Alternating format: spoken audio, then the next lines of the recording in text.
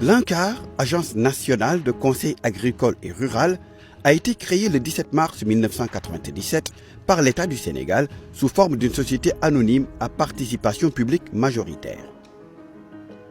L'ANCAR, sous la tutelle du ministère de l'Agriculture et de l'Équipement rural, a pour mission de promouvoir et d'animer un service de conseil agricole et rural décentralisé à la demande, permettant aux producteurs d'améliorer durablement la productivité de leur système de production, leurs revenus et d'assurer leur sécurité alimentaire. L'agence, qui a son siège à Dakar, est dotée d'un conseil d'administration composé de représentants de l'État, des organisations des producteurs, des collectivités locales et du secteur privé. La direction générale s'appuie sur un secrétariat général et 2 directions techniques. La direction Recherche, Développement et Innovation pour recentrer l'agence dans son cœur de métier, par le transfert de technologies générées et éprouvées et par la maîtrise et la capitalisation des innovations. La direction Partenariat, Projets et Programmes pour mieux développer le partenariat et avoir de grands projets dédiés au conseil de base au profit des bénéficiaires de l'action de l'agence. La direction générale s'appuie aussi sur des directions chargées des finances et de la comptabilité et des ressources humaines. Au niveau opérationnel, 7 directions de zone qui regroupent près de 90% des effectifs de l'agence ont été implantées à l'intérieur du pays. Une direction pour chaque zone agroécologique. La zone des Niayes, la vallée du fleuve Sénégal, la zone sylvopastorale, le bassin arachidier nord, le bassin arachidier sud, le Sénégal oriental et la Haute-Casamance, et la basse et moyenne Casamance. Cela a permis d'avoir un dispositif de terrain décentralisé et un très bon maillage du territoire national avec la présence de conseillers agricoles et ruraux au niveau des communes. Les bénéficiaires directs des actions de l'agence sont les exploitations agricoles familiales, les petites et moyennes entreprises, les transformateurs et les transformatrices, les exportateurs, les femmes, hommes et jeunes membres des organisations de producteurs, d'éleveurs et de pêcheurs, les projets et programmes et autres acteurs du système national de conseil agro-sylvo-pastoral, partenaire de l'ANCAR. Les actions de l'agence sont adossées à une vision, un conseil de qualité pour une agriculture compétitive, diversifiée et durable.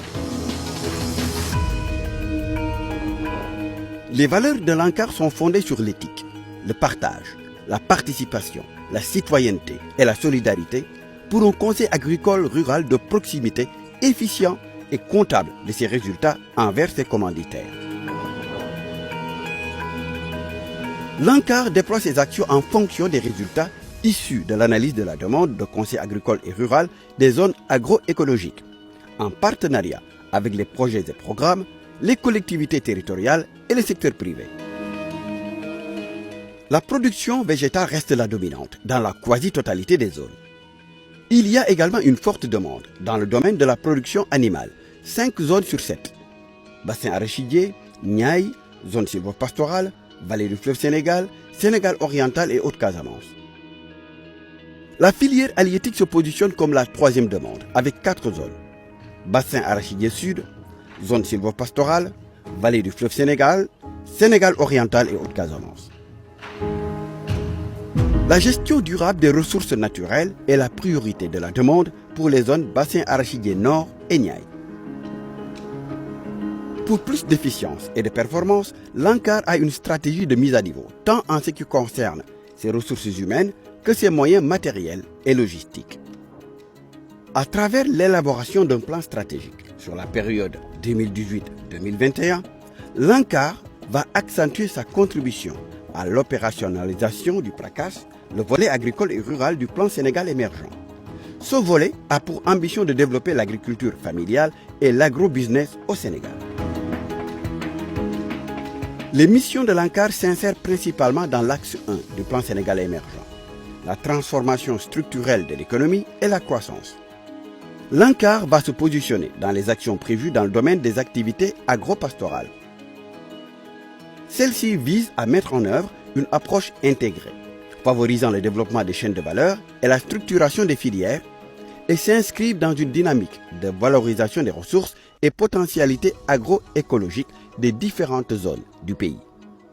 Et permettent aussi de mettre en valeur le potentiel de l'agriculture commerciale tout en favorisant le développement de l'agriculture familiale et assurer la relance des filières de production et des industries animales. Des progrès notables ont été accomplis avec le transfert et l'adoption massive de technologies, ciblant toutes les chaînes de valeur.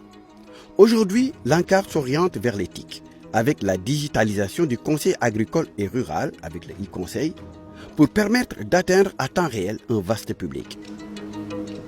Pour la normalisation du Conseil et du transfert des innovations, l'ANCAR vient de finaliser, avec l'appui de la FAO, des consultations et concertations nationales qui ont abouti à une stratégie nationale d'intégration des champs écoles producteurs dans les outils de conseil agricole et rural. L'ANCAR est aussi en train de promouvoir le développement de partenariats entre les organisations de producteurs et les opérateurs de marché pour le financement de la production et la commercialisation des produits agricoles à des prix rémunérateurs. Dans deux filières, le maïs, avec la FEPROMAS, la Fédération des producteurs de maïs du Saloum, et le mil, avec le réseau des producteurs de Wakunguna, des industriels sont en train d'acheter l'intégralité de la production et même de contribuer au financement des facteurs de production. Dans la zone des Niayes, plusieurs groupements ayant adopté, grâce à l'ANCAR, l'approche CHEP qui consiste à vendre avant de produire, ont réussi à écouler les récoltes avec des contrats signés avant le démarrage de la production. L'ANCAR développe en continu un partenariat win-win avec les partenaires techniques et financiers.